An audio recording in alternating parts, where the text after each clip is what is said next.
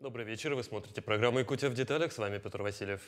Якутия – один из самых паводкоопасных регионов страны, особенно опасны весенние половодья, когда во время образования заторов, зажимов и других явлений уровень рек повышается, и они выходят из берегов. Для предотвращения этой угрозы в республике каждый год заранее проводятся профилактические мероприятия.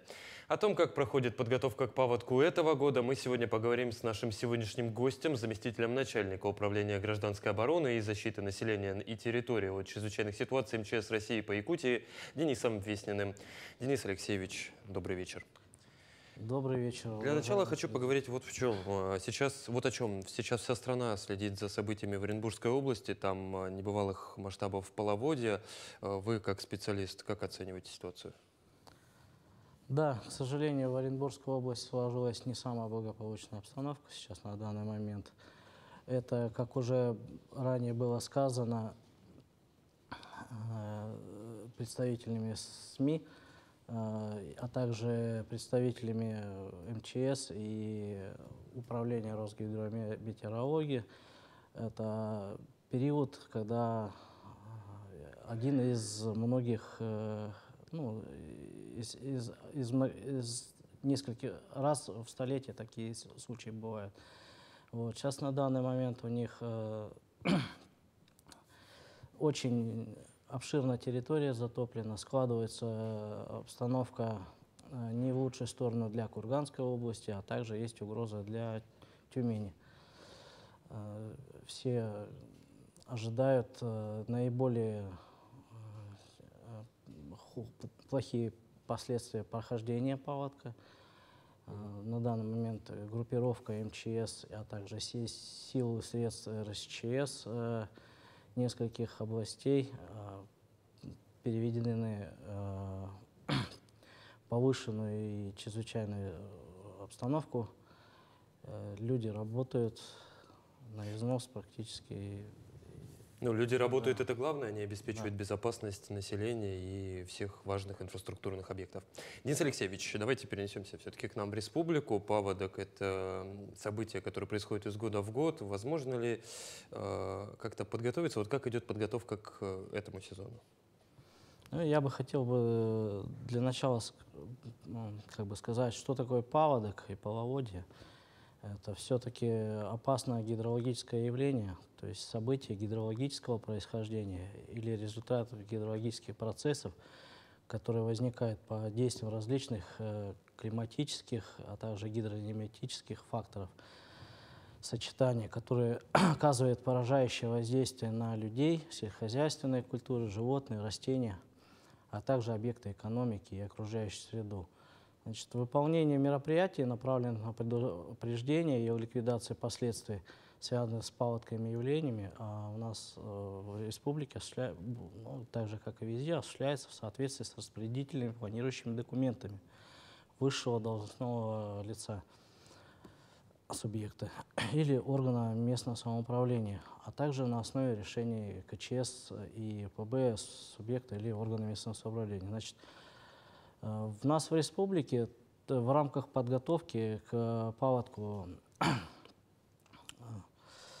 в целях предупреждения чрезвычайной ситуации органами управления РСЧС на региональном и муниципальных уровнях в паводкоопасный период решаются определенные задачи, такие как мониторинг, прогнозирование, моделирование паводка обстановки, организация планирования проведения превентивных мероприятий, а также мероприятия, уже именно связанные с ликвидацией чрезвычайной ситуации на затопленной территории. Значит, в рамках подготовки к паводкоопасному сезону в Республике Саха-Якутия издано правительством распоряжение номер 77-Р о задачах исполнительных органов государственной власти Республики Саха-Якутия, муниципальных образований, предприятий и организаций, Якутской территориальной подсистемы государственной системы предупреждения и ликвидации чрезвычайной ситуации по безопасному пропуску весеннего половодья и летне-осенних паводков на территории Республики Саха-Якутия в 2024 году. В рамках периода подготовки ставятся конкретные задачи заинтересованным органам исполнительной власти республики, а также органам местного самоуправления. Также в рамках подготовки к паводкоопасному периоду 2024 года были проведены заседания КЧС УПБ, такие как были поставлены задачи об организации семинаров для работников муниципальных образований Республики Саха-Якутия по оформлению и подготовке первичных документов, обосновывающих ущерб при чрезвычайных ситуациях. Также об уточнении плана эвакуации первоочередного жизнеобеспечения населения Республики Саха-Якутия при чрезвычайных ситуациях природного и техногенного характера. Создание также резервов для предупреждения и ликвидации чрезвычайных ситуаций.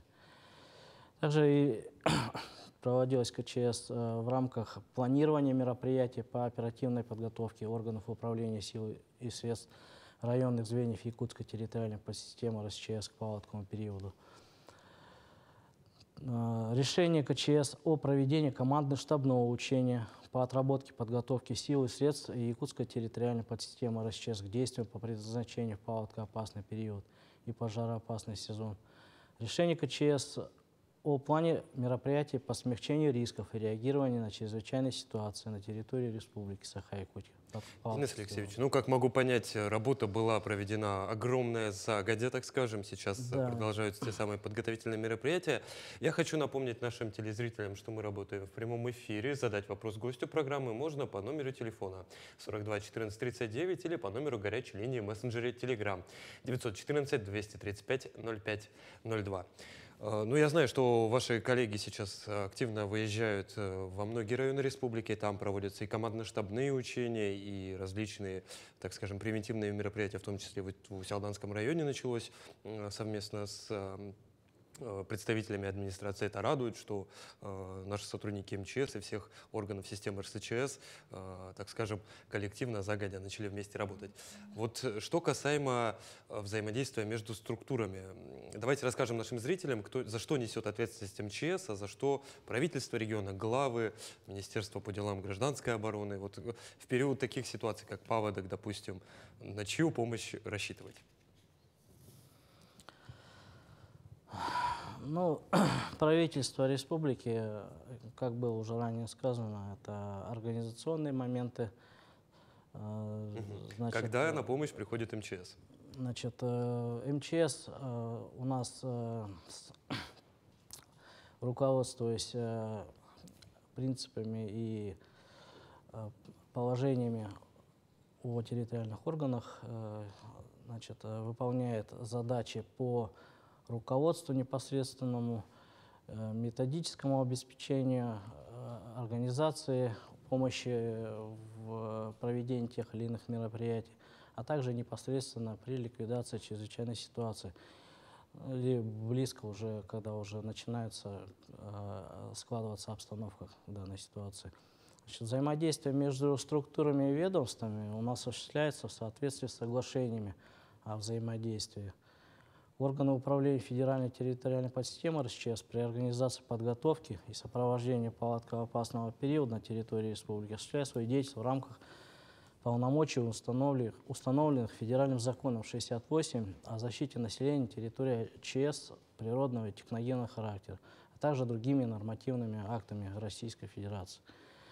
К основным направлениям деятельности по подготовке и сопровождению паводкоопасного периода у нас относятся такие задачи, как мониторинг, прогнозирование, моделирование развития паводковой обстановки, в том числе заблаговременное осуществление аэрофотосъемки с применением беспилотной авиационных систем паводкоопасных участков, с дальнейшим построением ортофотопланов и моделей рельефа местности, планирование и обеспечение выполнения превентивных мероприятий по защите населения территории от затопления, создание и обеспечение готовности резервов, финансовых и материальных ресурсов для предупреждения и ликвидации чрезвычайных ситуаций, вызванных прохождением половодья, обеспечение своевременного принятия экстренных мер по уменьшению социально-экономических последствий половодья и паводков, руководство работами по ликвидации последствий, связанных с паводками и явлениями, то есть также как и эвакуации, либо временное отселение пострадавшего населения, его жизнеобеспечение.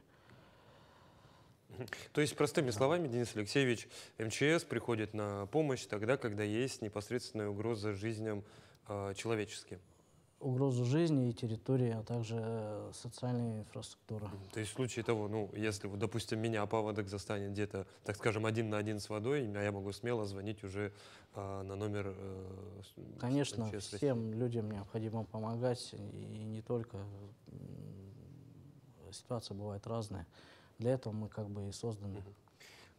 Вот сегодня у нас мы все-таки посвящаем тему нашей программы подготовки к паводку. Я не сомневаюсь, что республика у нас большая, рек у нас много, внимание должно уделяться каждому району, где есть, так скажем, любой водоем, несущий угрозу. Вот в первую очередь, на какие районы нашей республики МЧС делает особое внимание в период подготовки к паводковому сезону? Но в рамках подготовки к паводкоопасному периоду у нас из года в год наиболее подверженные затоплению района на территории Республики Саха-Якутия это такие, как Амгинский, Чурапчинский, Татинский, Алданский, Усть-Майский, Тамбонский, Ленский, Алекминский, Хавангавасский, Вилюйский, Верхневилюйский, Усть-Алданский, Горный, Намский, Среднеколымский. В этих районах уже на данный момент начинаются, где-то уже закончились и проводятся командно-штабные учения со звеньями Якутской территориальной подсистемы с практической готовностью к безаварийному пропуску вод.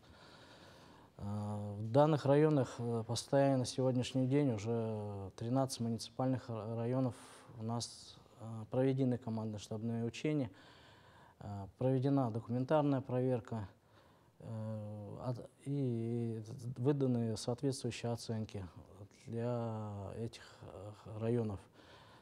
Значит, 5-6 марта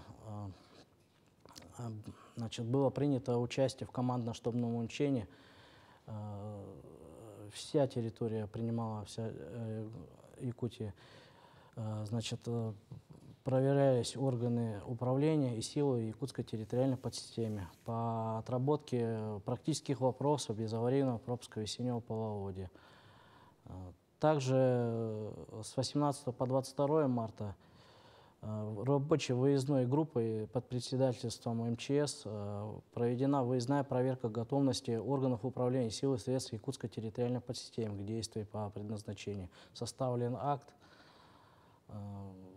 дана оценка республики. Значит, для того, чтобы выявить какие-то недостатки при подготовке к паводку, это необходимо делать в связи с тем, что на местах некоторые главы поменялись, руководство сменилось, где-то что-то люди уже немножко подзабыли. Необходимо спланировать мероприятие было так, чтобы сейчас люди научились. Особенно это связано именно с выплатами материального ущерба. Именно работу по цифровизации, которую вот нам внедряют правительство Российской Федерации для того, чтобы легче производить какие-либо выплаты по ущербу.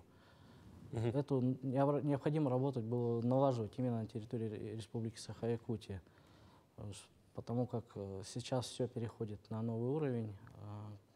Ну и МЧС вслед за этим, да. Да. Денис Алексеевич, а вот тот пул районов, про который вы сказали, это традиционно Ленский, Вилюйская группа, Амгинская, он из года в год меняется, которому уделяется особое внимание, или остается примерно тем же? Это те самые районы, где находятся у нас реки, которые именно подвергают свою территорию именно подтоплению, затоплению при населенных пунктов. Ну и наиболее подверженные места, где имеются затороопасные участки. Ну вот я предлагаю поговорить про затороопасные участки. Что вообще такие за участки? Это узкое место, допустим, реки, да, насколько я понимаю?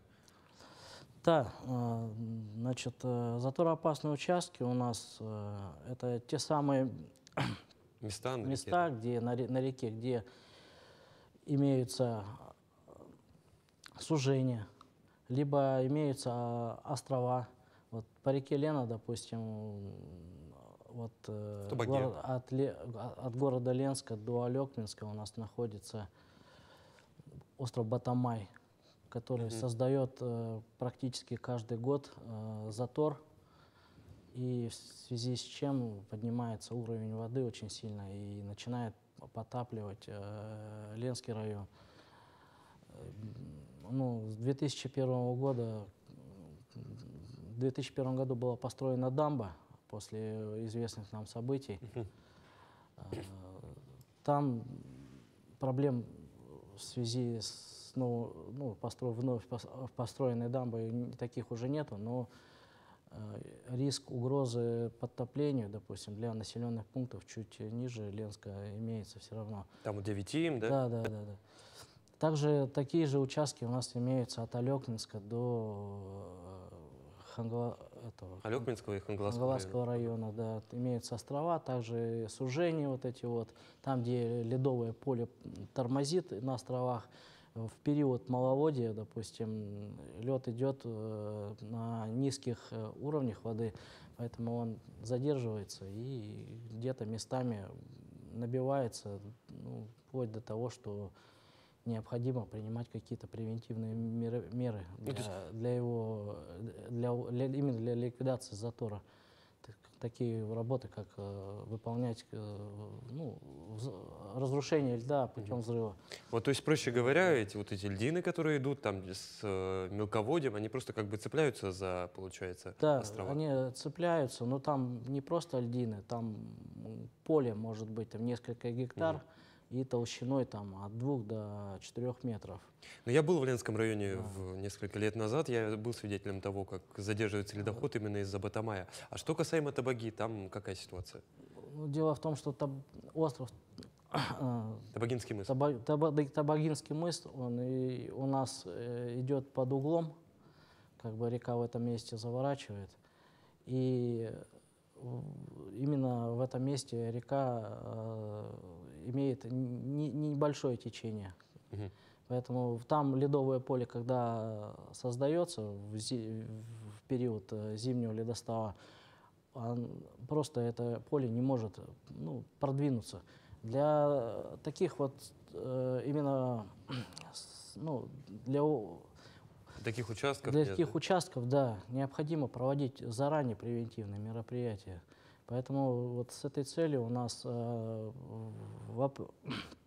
марте месяце проходили научно-технический совет, на котором рассматривались вопросы, где необходимо провести эти самые превентивные мероприятия, такие как зачернение, либо распиловка льда. Вот. Составлена карта по рекам республики. На этих участках уже спланированы и на данный момент проводятся работы, зачерняются участки. На 72 участках спланировано 689 гектар зачернения по всем рекам республики, наиболее опасные, которые в период половодья, а также распиловка льда. Порядка в 7 районах порядка 41 километра. Ну, работы по зачернению, они же тоже начинаются гораздо ранее. Да, работы уже, как я сказал, уже начались. Вот недавно, буквально на прошлой неделе, я летал в командировку проводить командно-штабные учения в Ленском и Алекминском районе. Когда уже вот мы вылетали, сразу провели мониторинг ледового состояния рек, над Леной пролетели, посмотрели. Да, в районе острова Батамай, в Алекминском районе уже полностью начато и проводится превентивное мероприятие. Идет расчистка от снега полотна ледового. Но зачернение у нас, как правило, в этих местах немножко позже происходит в связи с тем, что может выпасть снег неожиданно, ну, то есть Ну, вот как было, не запланирован, допустим, да. И если эти работы проводить непосредственно сразу, то работа будет просто зря выполнена. Денис Алексеевич, вот смотрите, мы сегодня поговорили о том, что активно следят за Ленским районом, Алекминским районом. Табага у нас традиционно, такой опасный участок Кангаласский мыс. А можно ли сказать, что вот это самый такой напряженный ход ледохода, повторюсь, а потом река как бы ее продувает, она спокойно уже уходит туда, на север? Или дальше тоже есть риски того, что где-то встанет? По реке Лена у нас риск до практически До момента выхода в море. до устья До устья. Алдана. Вот в этом месте уже когда лед проходит, то дальше уже беспокоиться нечего. Можно выдохнуть. Да, уже можно выдохнуть. Это вообще принято. Вот я здесь сам с 2020 года вот, наблюдал 2 раза подтопление Намского, Верхоянского района. Вот, поэтому именно вот когда река выйдет в устье Алдана, и, ну, то есть в районе, где устье Алдана, и вот далее туда на север, все, уже, в принципе, нечем беспокоиться. Можно немного Да, расслабиться. да. Пока о том, что не о чем беспокоиться, говорить, мне кажется, рано. Но Да, это все-таки да, река и природа. Денис Алексеевич, вот смотрите, мы сегодня много говорим про различные методы подготовки к прохождению паводка. Это зачернение, распиловка льда. Периодически запускается ледокол. Когда его начинают использовать? В каких случаях?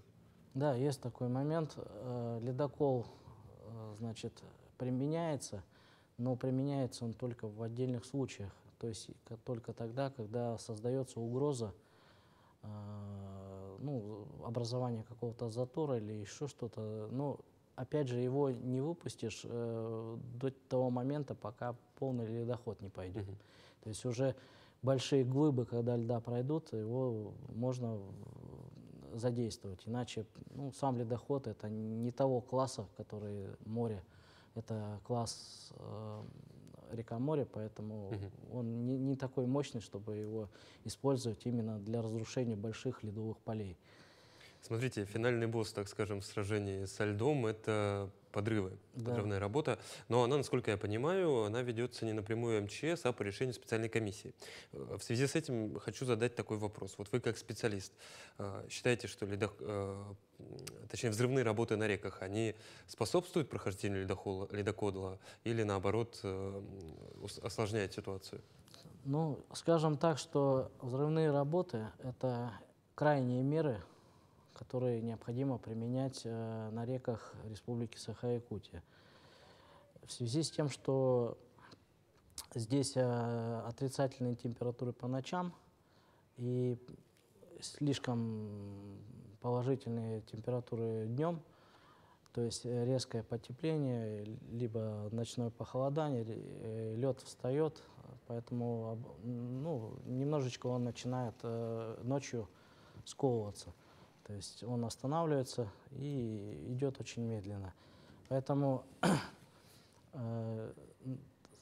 ну вот я вот один момент расскажу просто, что вот в период, когда начинается движение льда или подготовки именно к непосредственно уже вот когда лед сформировался, когда уже есть какие-то подвижки, значит, Республика Саха-Якутия, правительство, МЧС планирует оперативные группы, которые бывают в составе взрывников, с запасом взрывчатых материалов в те или иные районы, где необходимо, ну, в те районы, где необходимо будет подрывать уже по многим средним многолетним, как говорят, имеются те участки, мы их знаем, куда необходимо заранее убыть оперативной группе и создать там какой-то, ну, возможно, запас взрывчатых материалов на месте. Возможно, быть просто в готовности для того, чтобы там оперативно отработать. Значит, когда убывает оперативная группа, значит, мониторят льдовую обстановку, и по мере необходимости, когда уже мы видим, что вот-вот начинает образовываться затор, с помощью беспилотной авиации мы это наблюдаем, туда немедленно высылаем группу в составе взрывников, которые действуют с вертолета Ми-8, высаживается на ледовое поле, забуривается, как вот на зимней рыбалке, лунки, опускается туда заряд, дальше взрывники уже садятся на борт и отлетают в сторону вертолет, значит, и подрывается само поле. То есть этого заряда там несколько, там, допустим, десятков метров, либо там до сотни бывает метров лунки разбуривает и укладывает. Хватает для того, чтобы поле разломалось на более мелкие куски и двинулось дальше. Но, опять же, здесь необходимо учитывать именно силу воды, которая двигать будет поле. Понятное дело, что если не наберется достаточного количества уровня, то поле это даже хоть там подрывай, не подрывай, оно никуда не сдвинется. Поэтому именно приходится вылавливать тот момент, когда наберет река силу, подпор будет соответствующий, и вот в этот период необходимо, допустим, осуществить подрыв. А вы сами участвовали в работах? Я в взрывных работах участвовал только именно как наблюдающий со стороны. Ну, эффектно. Да, эффектно, очень красиво. Ну, лучше как бы обойтись без этого, это довольно-таки опасно. Денис Алексеевич, давайте затронем еще одну очень важную тему. Безусловно, одна из важнейших задач МЧС – это обеспечение жизнедеятельности. Да. Вот как населению вести себя в период паводка опасного сезона? Ну, в первую очередь, это все-таки не паниковать. Вот. На местах органы исполнительной власти, органы местного самоуправления заранее население предупреждают о негативном явлении, проводится мониторинг паводковой обстановки, проводятся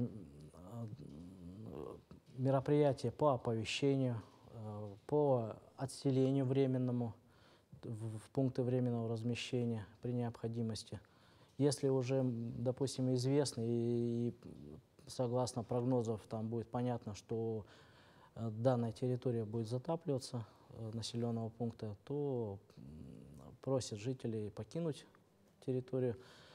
Также вот хотел бы отметить, что люди не забывали в первую очередь о том, что необходимо не только самим покинуть территорию, но и вот в сельской местности, допустим, вывести скот на специально отведенные для этого места, которые определены согласно документов и планов.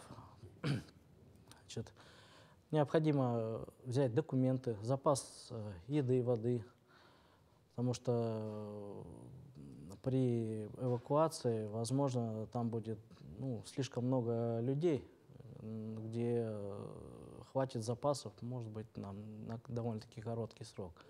Поэтому лучше с собой все это взять. Ну и в первую очередь, конечно, как я сказал, не поддаваться панике.